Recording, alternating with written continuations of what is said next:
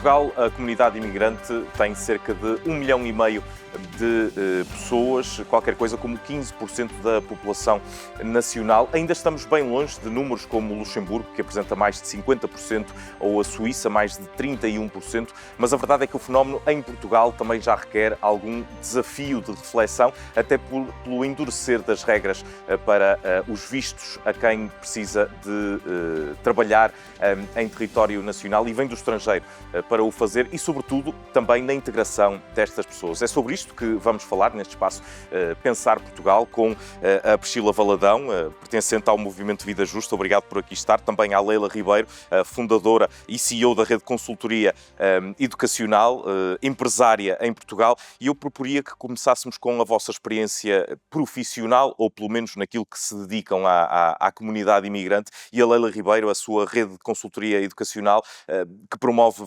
formação contínua e apoia a empregabilidade de populações imigrantes. Qual é o principal serviço que presta a sua empresa, digamos assim? Bom, falar da minha empresa como histórico e me posicionando dentro desse histórico, né? A minha empresa eu abri logo depois que cheguei cá em Portugal. Cerca de 7 anos, segundo... 7 anos. E eu escolhi Portugal para fazer meu doutoramento, mas no momento da minha vida em que isso era possível, de eu parar para vir para cá. Vim com minha filha, vim com meu filho, e eles também vieram estudando. E o momento, eu não sou uma pessoa que trabalho com educação há muitos anos e a empresa é na área de educação. Vim representando uma faculdade do Brasil, que eu sempre, meus últimos anos de carreira no Brasil era como gestora de educação à distância da faculdade, e aqui também comecei então representando essa faculdade do Brasil para apoiar brasileiros que cá estão, né, e que vêm do Brasil sem terminar a sua escolaridade. E que aqui tem que trabalhar, não conseguem participar e também não tem formas de pagar uma faculdade pública, universidade pública, porque isso é a forma de ingresso é internacionalizado, né, é ingresso internacional. Mas hoje em dia trabalha com comunidades que não só a brasileira. Não só. Hoje tipo eu trabalho... Aí eu comecei e aí me tornei uma entidade formadora exatamente porque a faculdade é do Brasil. E mesmo eles estando cá, eles adequarem a formação deles às profissões daqui. Então, a minha preocupação sempre foi, inicialmente foi com os brasileiros, mas eu tenho um histórico de trabalhar com várias comunidades no Brasil e aí fui chamada na pandemia para trabalhar com Angola, e à distância, com a comunidade de professores universitários e depois os professores na Angola, professores de escola. Tive alguns projetos na área de empoderamento feminino. Desses projetos, eu fui chamada para fazer um trabalho aqui em Odemira, que é voltado para a mulher em uma só voz, o nome do projeto. Foram 2 anos, e com um resultado bastante interessante, porque o meu trabalho era formar as pessoas que estavam trabalhando com migrantes. E isso que foi interessante, porque, vamos dizer que isso tem 2 anos e pouco, eu percebi a resistência de ter que lidar com migrante. E não é porque era brasileiro. Mas a resistência por parte de quem, Leila? Quem é que tinha essa resistência em trabalhar com migrantes? Profissional em Portugal. Em Portugal, que tinha que atender o migrante. Então, isso eu percebi, não só aqui em Portugal, tá? A gente tem no Brasil uma história de migração interna e que, como professora e coordenadora de escola, e quando eu trabalhei nacionalmente com a faculdade no Brasil, você percebia essa resistência também do professor com aluno que vem de uma outra escolaridade ou que vem de outra região com hábitos, culturas diferentes. Então eu repetir aqui a mesma coisa. Depois fui trabalhar no Fundão e me deparei com comunidades não só de países de menor subsistência, mas, por exemplo, países que compram uma aldeia inteira depois que tem sua aposentadoria, e irlandeses, holandeses, e sofrem a mesma discriminação porque não pertencem a Portugal. Agora, posso dizer que, com todo esse movimento que está acontecendo, há uma, vamos dizer assim, uma resistência também do migrante, porque está se sentindo não acolhido. Então, a primeira coisa que eu falo, assim, como formadora, como educadora, a coisa mais importante é o acolhimento em qualquer instância, né? Seja para estar em outro país, seja em casa, seja quando você conhece uma nova família que você quer fazer parte, o acolhimento é o principal, é o que aconchega a gente. Então, é nesse sentido que eu trabalho. Já vamos à história do Fundão, que é uma história muito curiosa em Portugal, também no que diz respeito à imigração. Mas, Priscila, esta última ideia da Leila, da integração, da dificuldade de integração, das pessoas não se sentirem integradas, é muito aí que o Movimento Vida Justa entra no ativismo que faz nesta questão de imigração. Vocês sentem que esta dificuldade de integração tem subido de tom, tem aumentado em Portugal? Com as comunidades imigrantes que vos contactam? Eu sempre me pergunto o que significa, integração quando isso é colocado publicamente. Porque, na verdade, o que a gente tem visto, e isso não é novo em Portugal, existem vagas de migrações variadas ao longo dos anos, de décadas. E quando eu vejo alguém falar a respeito de integração, muitas vezes me soa a nova assimilação que pretendem. Ou seja, a aculturação. É uma assimilação mesmo, como nos tempos coloniais. Porque, na verdade, posso dar um exemplo pessoal meu. Eu trabalhava no call center. Por diversas vezes ouvi, e era uma grande operadora de telefonia, a maior. E por várias vezes eu ouvi que a pessoa em questão, o cliente, precisava falar com alguém que falasse português. Eu falo português e a gente está se entendendo aqui comigo falando português. Então, é verdade que a gente está num novo momento e que não é nada diferente daquilo que já aconteceu há tempos atrás em Portugal.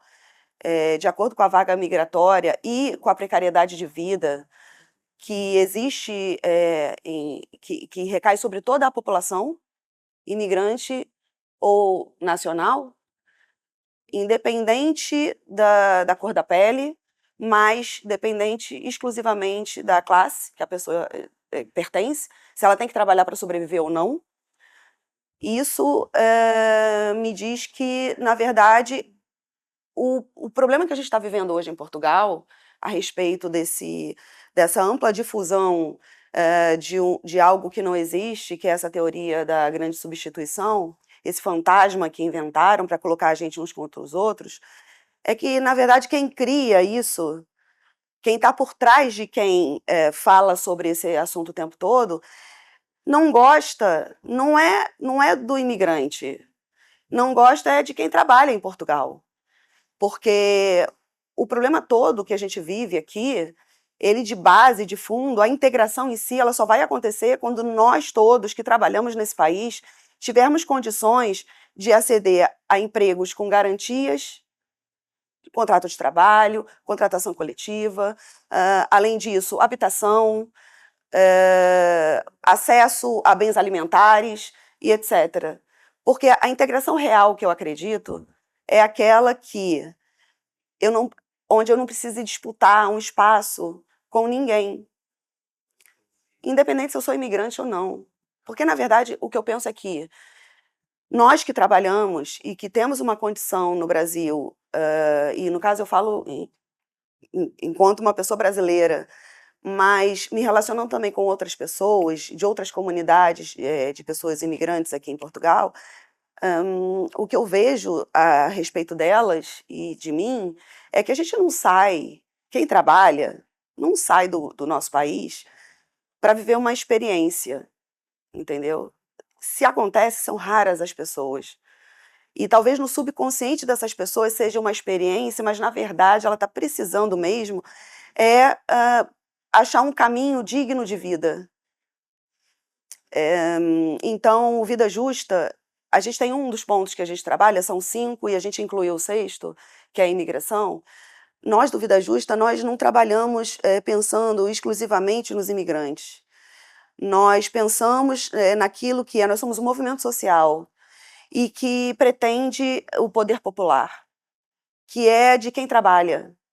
E principalmente de um lugar geográfico que foi construído, que é a periferia. Ou seja, as pessoas que são as mais subjugadas do sistema e da sociedade portuguesa, na Grande Lisboa, na Lisboa metropolitana por enquanto, mas a gente pretende expandir isso, essas pessoas que não têm voz e que levantam, antes do dia acontecer para muita gente, são as senhoras da limpeza, que limpam as universidades e que estão nos lugares onde muitos portugueses hoje não estão, mas já estiveram. E que estão hoje em outros países, onde tem os melhores salários, a fazer o mesmo.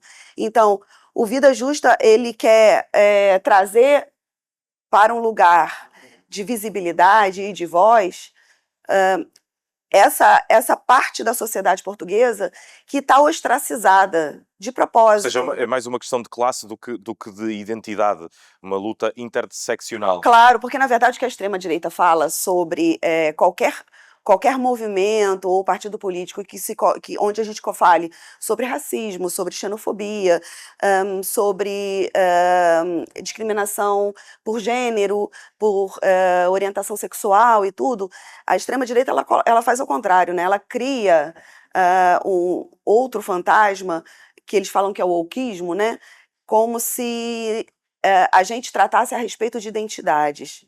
Mas não, a gente entende a classe trabalhadora como uma grande composição de variadas maneiras de existência.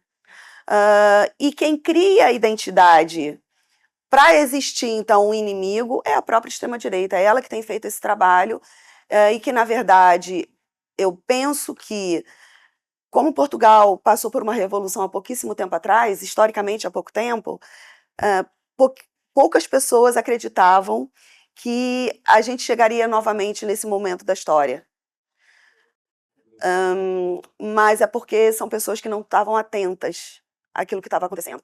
A gente que é imigrante, a gente já sabe, por exemplo, quando eu cheguei em Portugal há quase 10 anos atrás, o brasileiro já sabia o que era pagar 12 rendas adiantadas para poder morar numa casa. Se a gente tivesse voz e se, quando a gente falasse, as pessoas ouvissem, provavelmente os portugueses não estariam passando por isso hoje.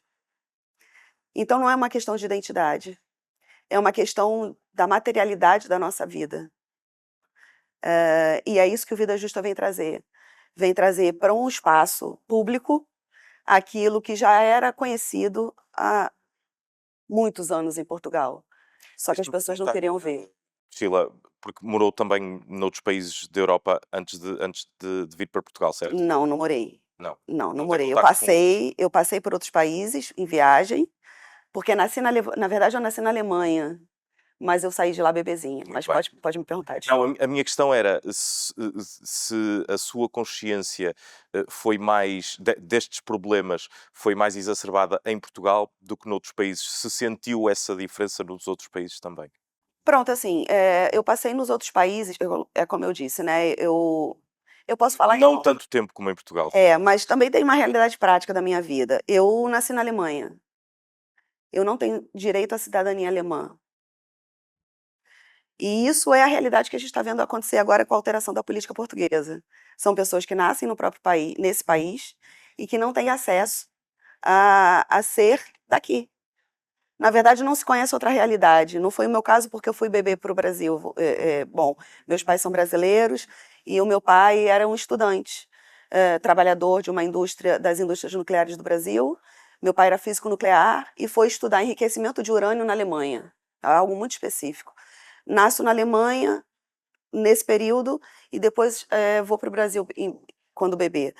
Mas, na verdade, é uma eu cresci com um vácuo na minha cabeça, sem conseguir compreender como eu tinha nascido na Alemanha e não tinha direito, nos meus documentos brasileiros, ou até no português, que eu tenho cidadania portuguesa por conta da ascendência que eu tenho, portuguesa também, mas também tenho alemã, eu criei, nos meus documentos eu sou cidadã, aqui eu sou cidadã portuguesa, a minha naturalidade é na Alemanha.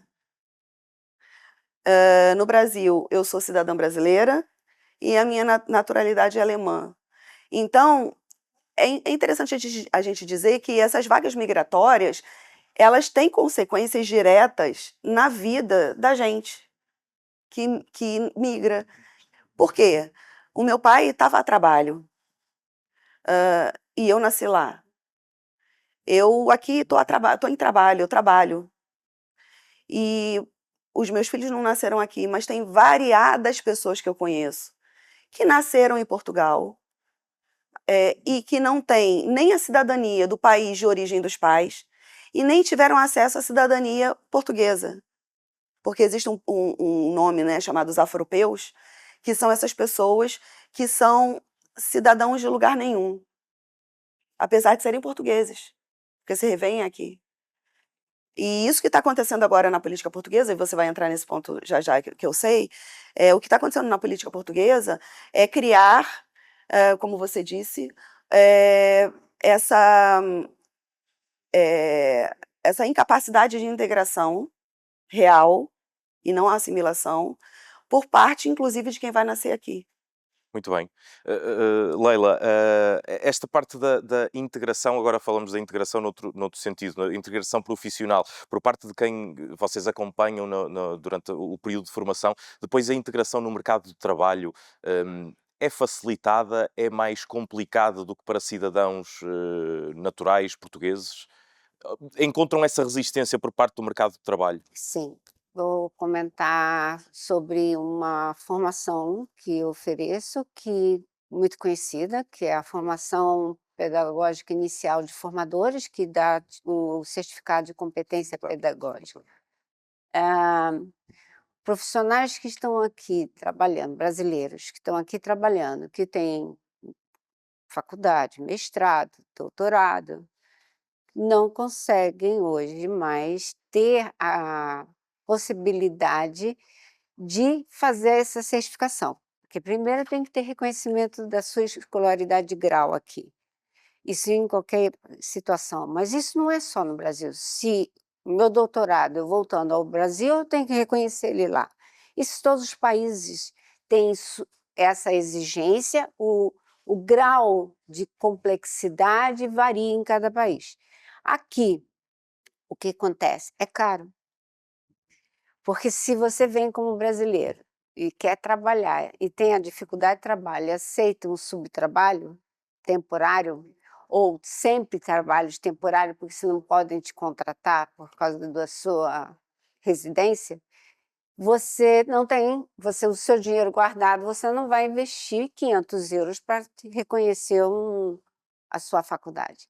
E ainda tem a questão que também acontece, são os países que não são europeus, né, da comunidade europeia, que passa pelo processo de Bolonha, unificação de conhecimento. Então, reconhecer uma escolaridade que está fora desse processo é difícil por causa de cargas horárias, os conteúdos que são adaptados a cada realidade de cada país. Tem várias questões. Mas o que acontece? Ele tem que demonstrar uma experiência profissional. Ele está aqui, se ele chegou já logo não tinha NIS, então ele não pode pagar a segurança social, então ele não tem o registro da atividade dele, então ele tem que usar do Brasil. E esse último ano, com a reforma que teve do IFP, não só você tem que ir no site da Previdência Social, que é um site do órgão brasileiro, da Previdência Privada no Brasil, você tem que ir ao consulado, depois que imprime esse documento que está lá com tudo timbrado, né? Porque pela internet vem os reconhecimentos automáticos. Mas você tem que ir ao consulado autenticar para dizer que o que você está mostrando é verdadeiro. Então você tem assim um tempo, perde um tempo para poder ganhar uma atividade profissional que você faz com muita competência no Brasil. E quando você chega aqui, o que acontece? Você acaba fazendo essas formações não de maneira regularizada dentro da empresa, mas você dá essa formação. Isso bate de frente com a ideia de, muitas vezes dita pelo poder político, ou a intenção de atrair mão de obra qualificada, ou seja, imigrantes que venham para ocupar cargos de exigência grande, até porque, não oferecendo grandes salários às empresas portuguesas e o mercado de trabalho português, muito provavelmente os trabalhadores qualificados que queiram emigrar preferirão outros países que não o português. Portugal é um mercado interessante para a mão de obra qualificada? Sim. Continua a ser. Agora, continua a ser a área de construção, a área de tecnologias.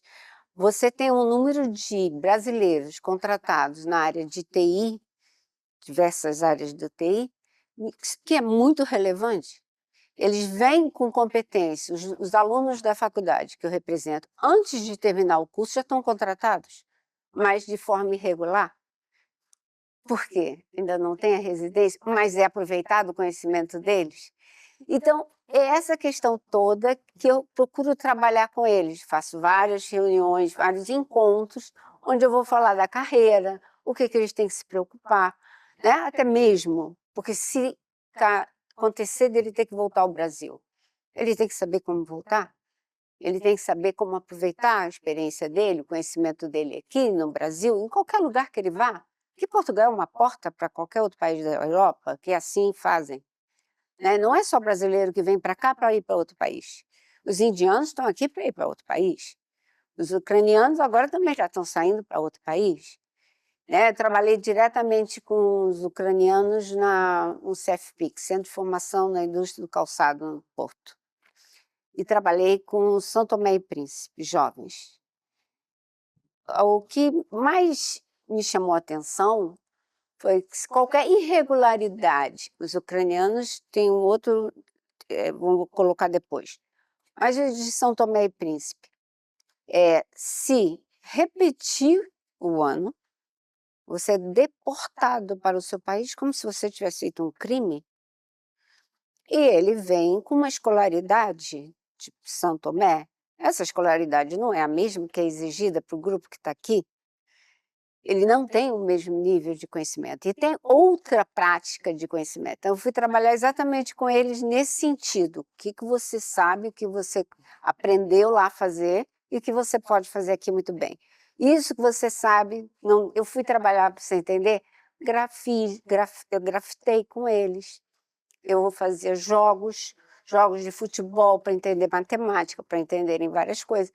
E depois, eu mesmo me senti muito ter que terminar o trabalho, mas eles também terminaram a escolaridade. E alguns conseguiram emprego, porque vêm com a esperança que vão ser contratados na área, que estão fazendo a formação. Isso acontece facilmente, pergunto.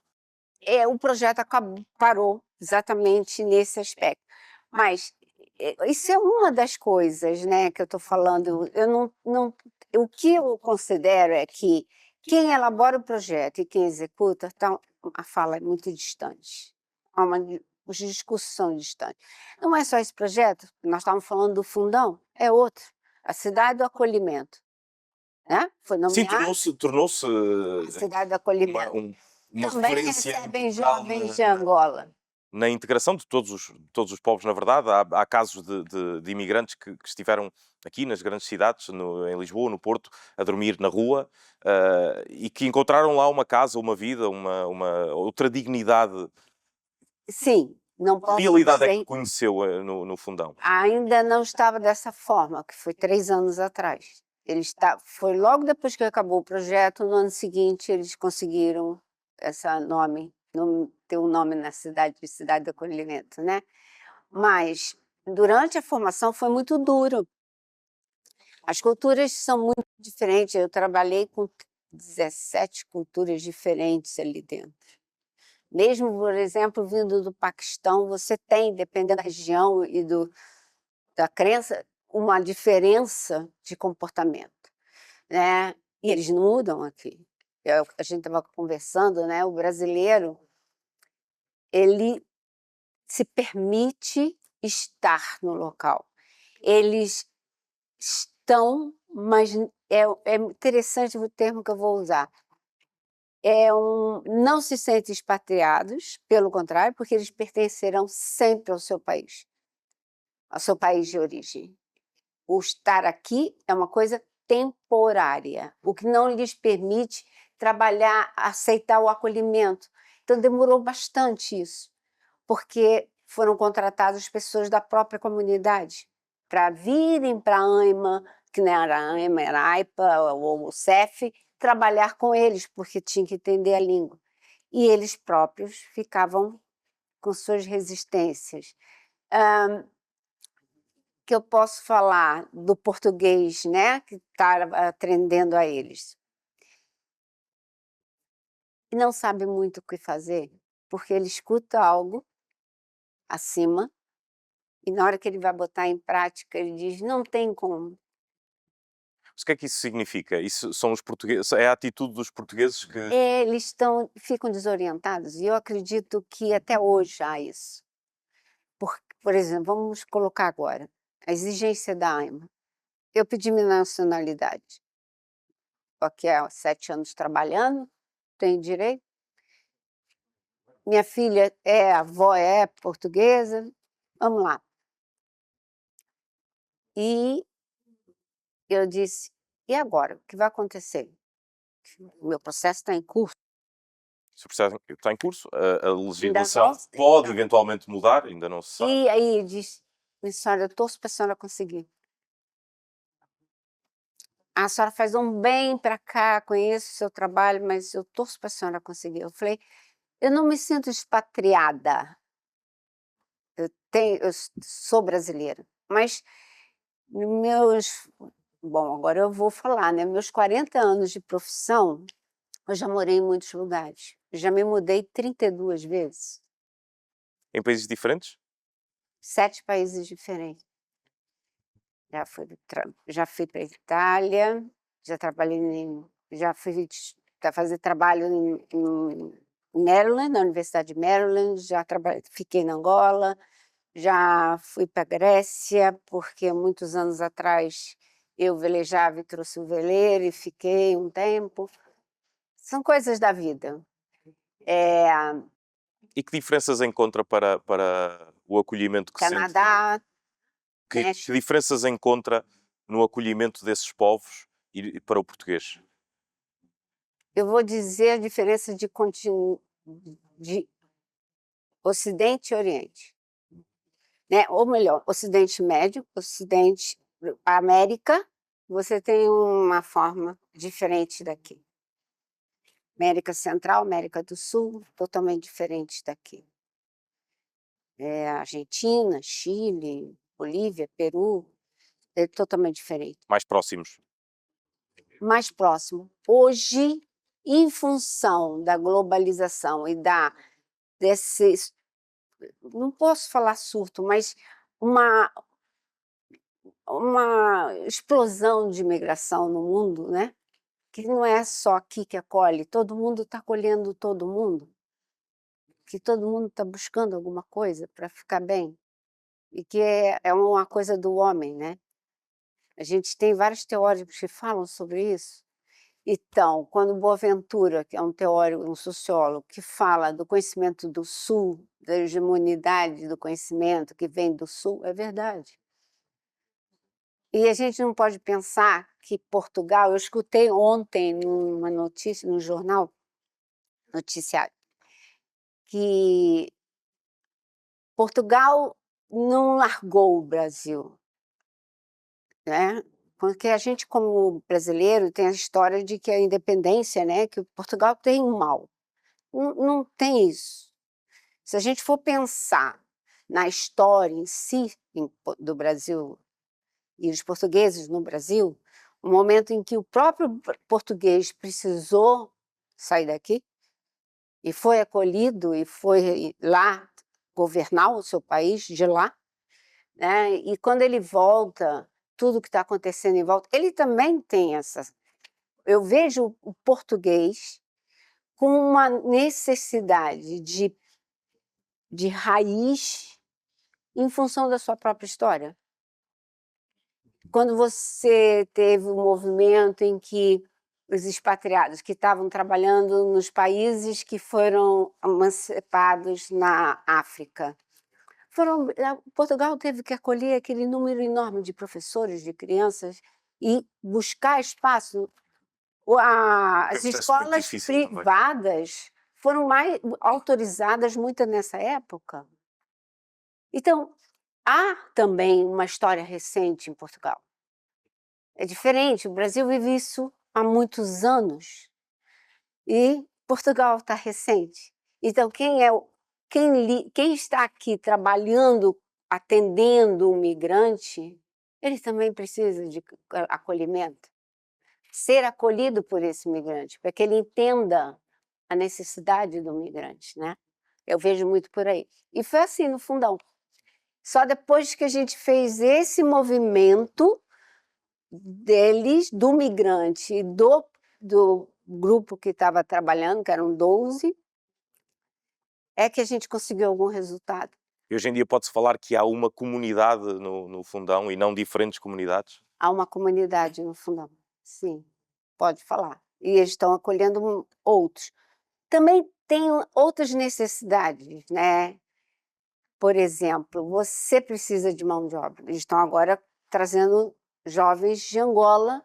Alguns ficam, outros vão voltar. Mas a minha preocupação só é quando você traz alguém para estudar e que ele acredita que ele vai ter um espaço, né, ele vai se dedicar aqui, se ele tiver essa noção que ele voltando com o que ele aprendeu, ele pode fazer mais no país dele do que aqui, ele pode não disputar o espaço aqui. Porque é necessária essa troca de conhecimento, é necessário esse convívio global. Né? Eu falo porque eu sou filha de militar e morei em vários lugares e nunca me sentia pertencendo a lugar nenhum. Quando eu vi uma amiga da vizinha, já não era mais minha vizinha, já tinha outra família. Então, esse movimento, né? Essa coisa já vem da gente, da minha vida.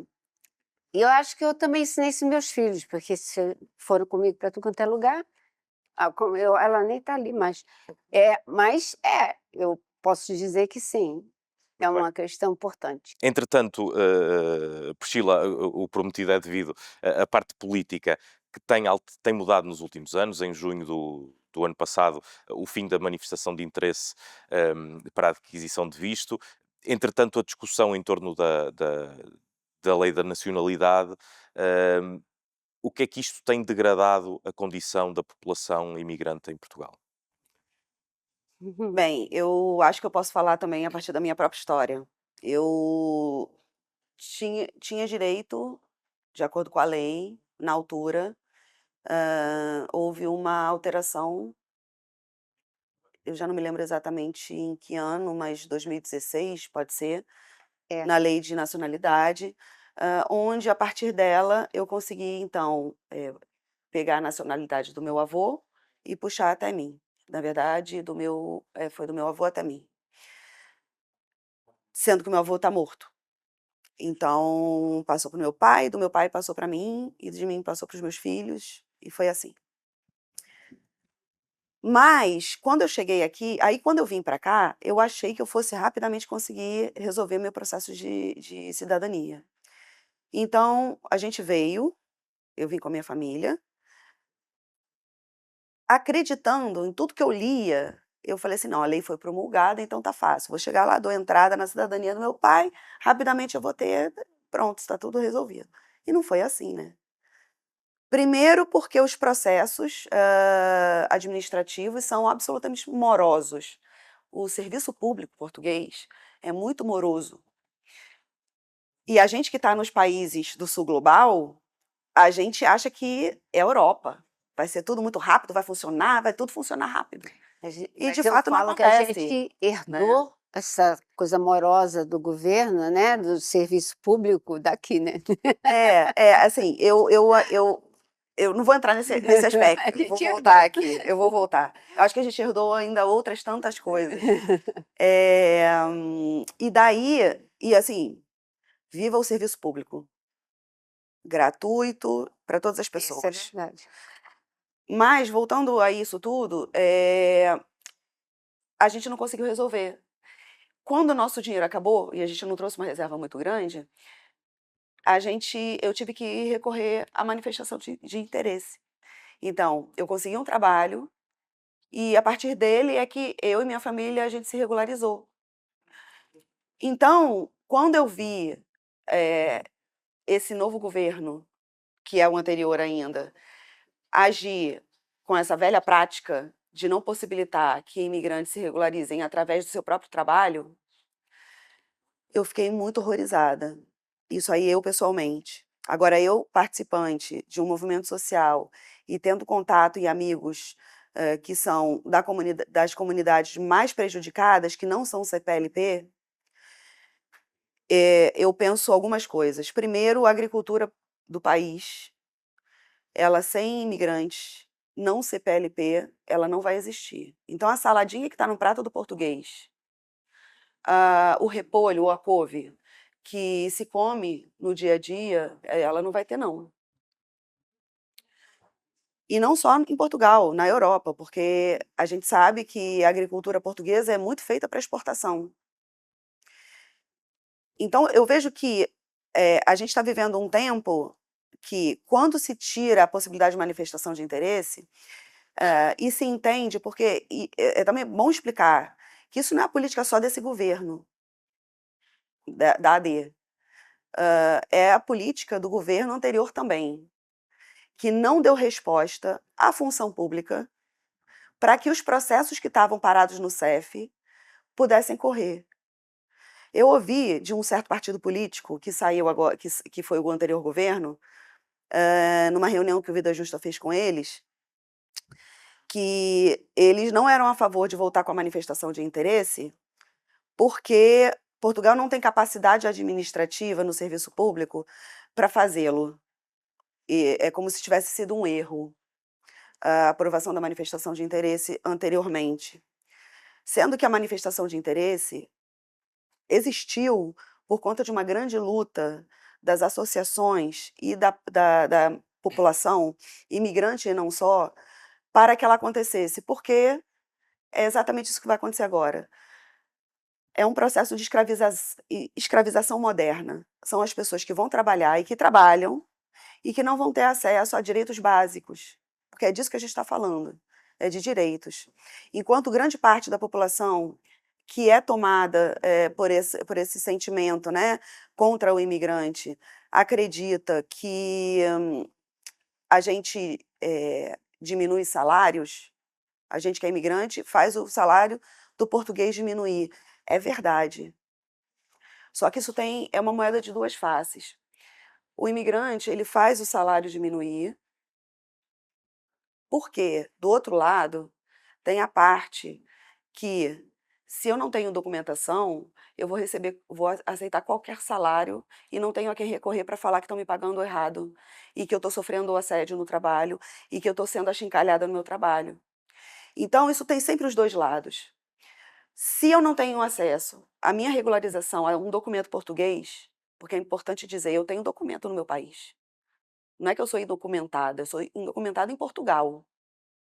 Se eu não tenho acesso ao meu documento, eu não tenho direito a nada. Eu sou inexistente no país, mesmo existindo para pagar impostos. Porque é importante dizer, você falou do NIS, que é o número de identificação da Segurança Social. O português, ele nasce com esse número. Ele nasceu, saiu da barriga da mãe, pronto, tem um número aqui para você. A gente que vem de fora, a gente não tem esse número.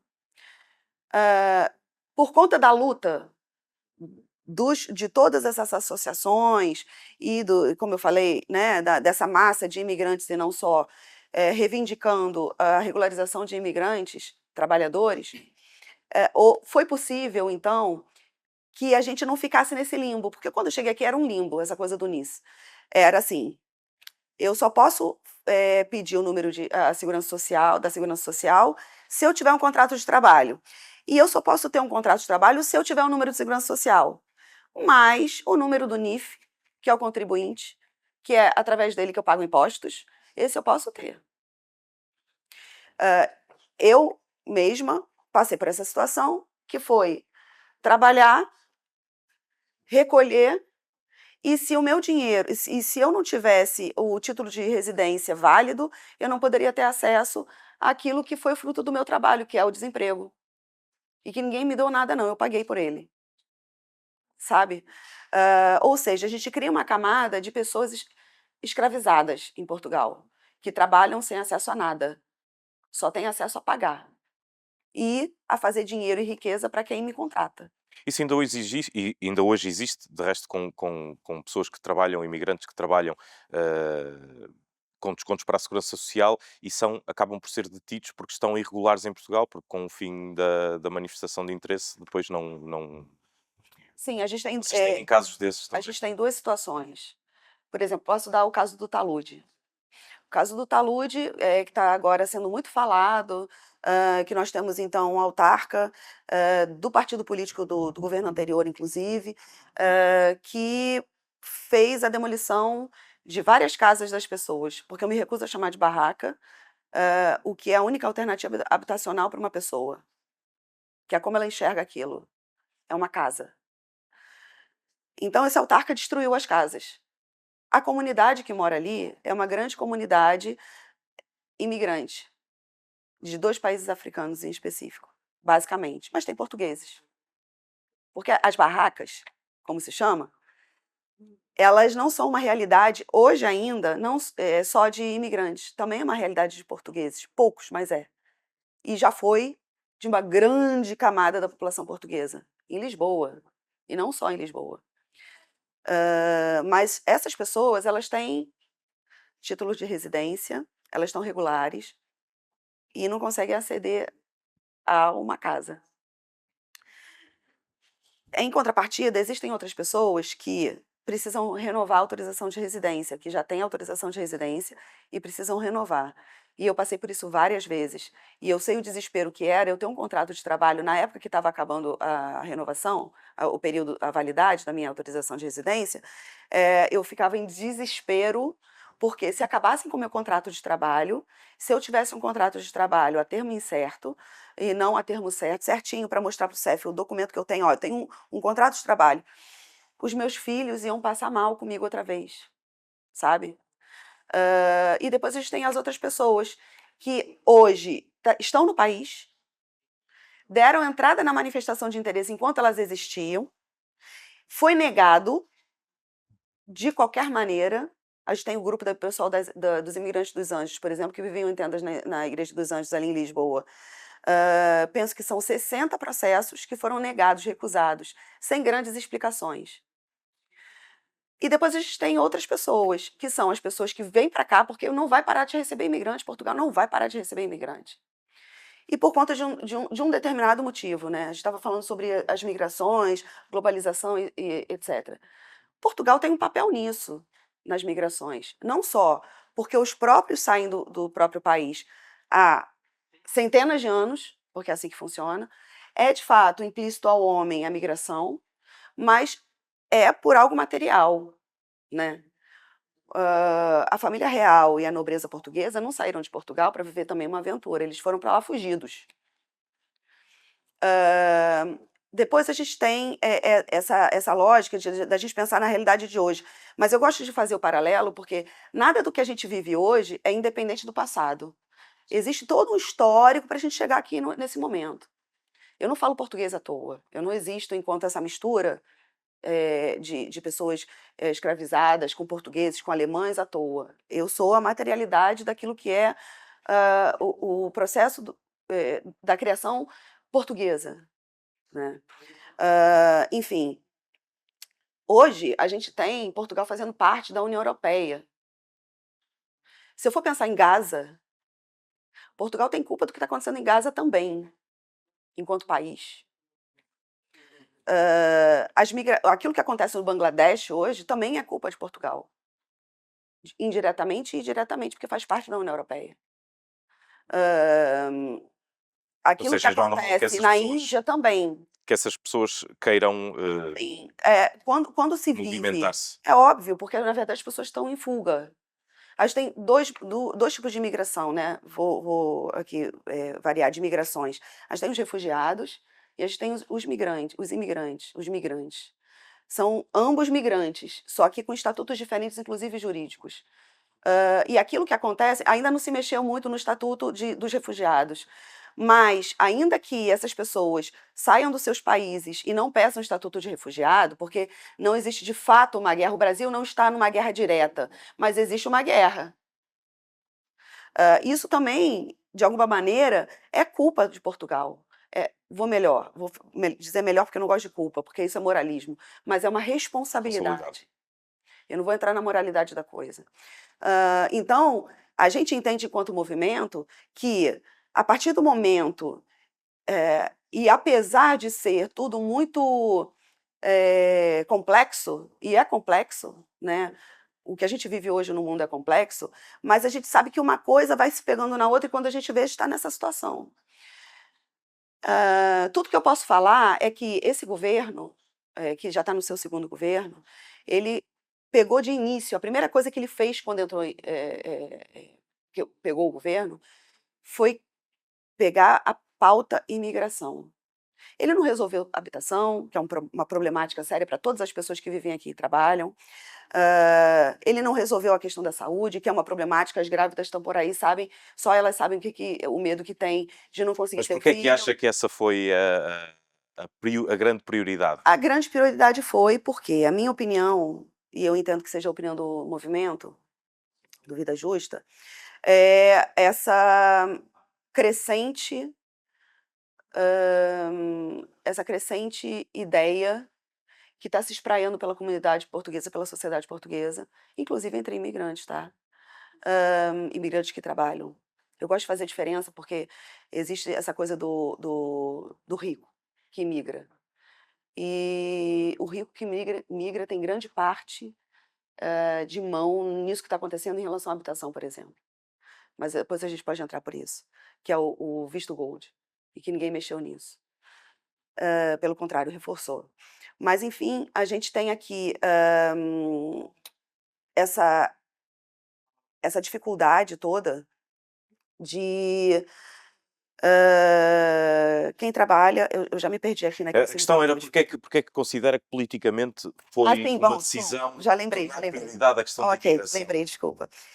Então, essa lógica, que não é só portuguesa, de crescimento daquilo que é o inimigo do restante do povo, muito parecido com aquilo que era na época do nazismo, esse pensamento ele foi estratégico para que não se toque naquilo que é necessário. Se eu crio o inimigo perto de mim, eu nunca vou olhar para cima, que é quem faz isso tudo. E isso está acontecendo no Brasil, e a gente viu acontecer e continua, a divisão da sociedade por conta do pensamento, da criação do problema ser o outro. No Brasil tem outro reflexo, que é principalmente a briga entre esquerda e direita, e aqui a esquerda e a direita não ficaram divididas basicamente nisso. Por quê? Porque o português passou, há pouco tempo, como a gente falou, pelo processo da ditadura. E no processo da ditadura, Salazar fez uma coisa muito importante, que foi criar a ideia do orgulho português, assentado ou assente, como vocês dizem aqui, naquilo que foram as navegações, e que a gente no Brasil pode falar que são as invasões. E por causa disso, é muito fácil, apesar de atrasado, eu penso sempre que o processo revolucionário aqui, ele atrasa sempre um pouquinho do que o que acontece no resto do mundo acontece aqui. Um pouquinho depois, aqui acontece. Mas isso é a mentalidade que existe nos portugueses de qualquer viés político, tá? Apesar da gente saber que houve um processo revolucionário e de libertação que foi feito nas antigas colônias, foi um processo de libertação dentro da colônia, feito pelas pessoas colonizadas, e que teve reflexo naquilo que foi a Revolução em Portugal. Houve também por conta dos retornados, existe aqui uma problemática de fundo que ainda é racista e que ainda é colonial. Não foi resolvida. E que não foi resolvida. E se a gente não toca nisso, é uma ferida aberta. Se a gente não toca nisso, a gente nunca vai conseguir resolver o problema de fundo. Agora, o problema de fundo de verdade são condições práticas. Eu volto a dizer, se a gente não tratar os assuntos que são prementes na sociedade portuguesa, que são os acessos àquilo que a Constituição, que ainda não foi tocada, mas que se pretende, que são acessos básicos garantidos pela Constituição, para que todas as pessoas tenham acesso àquilo que é o mínimo que o Estado precisa entregar a elas, a gente vai ter sempre uma crescente. E o governo fez exatamente isso, porque pegou a onda da extrema-direita e pegou o inimigo próximo para conseguir votos e para conseguir não só o voto, mas porque ele já ganhou, mas o apoio da sociedade portuguesa para fazer aquilo que realmente quer, que uma das coisas que ele realmente quer é mexer na Constituição portuguesa. Além do que a gente viu ontem ou anteontem, uma alteração, uma reforma, uma pré-reforma já daquilo que vão ser os direitos trabalhistas em Portugal. E que, na verdade, essa reforma é mais ou menos fazer uma reforma para a casa ficar velha. Porque a gente já sabe que, perdendo direitos, e que é o que vai acontecer, mais pobreza vai haver na sociedade portuguesa, mais divisão e menos possibilidade de integração entre imigrantes e mais inimizade vai ser criada e gerada em Portugal. Muito Então, bem. a gente entende que é isso, é surfar na onda da extrema-direita para conseguir apoio que, infelizmente, existe essa tendência na sociedade portuguesa, mais a extrema-direita, mas é importante, desculpa, só preciso dizer mais uma coisa. Para concluir. Para concluir, o Movimento Vida Justa faz um papel muito importante nos bairros, que é fazer um tampão para o crescimento da extrema-direita dentro dos bairros. E a gente sabe que um autarca como o da Câmara de Loures, ele faz um trabalho para destruir e o Vida Justa faz um trabalho para construir. E essa construção do movimento e da luta e do reconhecimento das pessoas dos bairros na nossa luta, porque eles fazem parte do Vida Justa, eles são Vida Justa, faz também esse outro movimento contrário, que é fazer o tampão. Porque se eles entendem quem está do lado deles e quem faz parte deles somos nós, a extrema-direita também não tem acesso. Esse é o movimento Vida Justa, que fazendo esse trabalho também. Muito bem, Leila, nós aqui não digo perdemos-nos, mas navegámos um bocadinho em torno das questões mais de natureza política e até sociológica, com a ajuda da Priscila. Vamos tentar voltar à questão profissional. Portugal tem recebido, de facto, muitos migrantes, mais do que aqueles que os serviços públicos portugueses podem até processar, como também já percebemos. Aquilo que lhe pergunto é, o mercado de trabalho daquilo que conhece em Portugal está disponível, tem capacidade de absorver esta força de trabalho que todos os dias chega a Portugal e que é tão necessária em certos setores vitais para a economia? Portugal, em termos de empregabilidade, de acordo com os segmentos de atividades econômicas, alguns têm, mas não é todo migrante. Claro que é de agricultura, construção, turismo, a parte de indústrias têxtil, calçado. Há algumas áreas, não é todo migrante que quer e nem todo português quer. E o que acontece é chegar buscando uma área profissional que é onde você realmente vai concorrer com muitos. Então, você tem que ter um diferencial. Se você vem considerando que você tem um conhecimento e que esse conhecimento tem que ser respeitado, você também tem que ter essa total consciência do que você sabe e do que você pode fazer naquele local. Eu não falo só porque é Portugal. Eu falo para qualquer aluno que vai fazer sua formação, Você vai concorrer a uma vaga, que é normal, e você tem que saber o que você faz naquele local. Você tem que conhecer aquela empresa, você tem que conhecer o que ela faz e o que você pode contribuir. Neste momento, você faz diferença e soma. Isso é para todos. Não é só para o migrante. E eu acredito o seguinte, né? Até coloco uma coisa aqui que é alguns apoios, migrantes, refugiados, trabalhando a formação e empregabilidade que tem a ver exatamente com a sua colocação. Existe essa ação, só que não é totalmente difundida e não tem como ser generalizada, até porque são ações locais. Era aí que eu queria chegar e para terminar, no fundo, pergunto-lhe, olhando novamente para a questão do fundão, vivendo Portugal numa grande faixa de 75% do seu território interior, uma crise demográfica grande, deveriam os municípios mais interiores, de baixa densidade populacional, ter essas estratégias para conseguirem atrair esta população migrante? Tem que ter essas estratégias e realmente modernizar seu planejamento, né? Colocar ele no momento atual. Porque a estratégia do fundão foi de um período atrás. Com tudo isso que está acontecendo, qual vai ser a estratégia? Como é que eu acolho? Como é que eu posso trazer esse conhecimento, essa pessoa para contribuir e de maneira justa, né? Eu acredito que tudo que Portugal atrai é muito da segurança dela, que ele tem, né? Morar em Portugal é seguro, pode ser que hoje não mais tanto, mas quando eu vim era muito seguro. Morar em Portugal te dá condição, acesso à saúde. No Brasil você tem que ter um plano de saúde, senão você vai ficar na fila anos e anos, né? Na maioria. Trabalhei muito com os migrantes internos no Brasil e no momento da industrialização do Rio de Janeiro, que é exatamente a via de acesso do Rio de Janeiro, Avenida Brasil, você tem várias favelas, comunidades, que não se chamam mais favelas, são comunidades que têm problemas de residência, como ela estava falando, e aí eu vou trazer isso para cá. É igual. É necessário é preciso, porque quem está no local tem resistência à mudança. Então você também tem que trabalhar essa pessoa local para que ele mude. Ele também, uma das coisas que eu digo que é muito bem valorizado, né? A educação de Portugal é muito bem valorizada. As escolas, o número de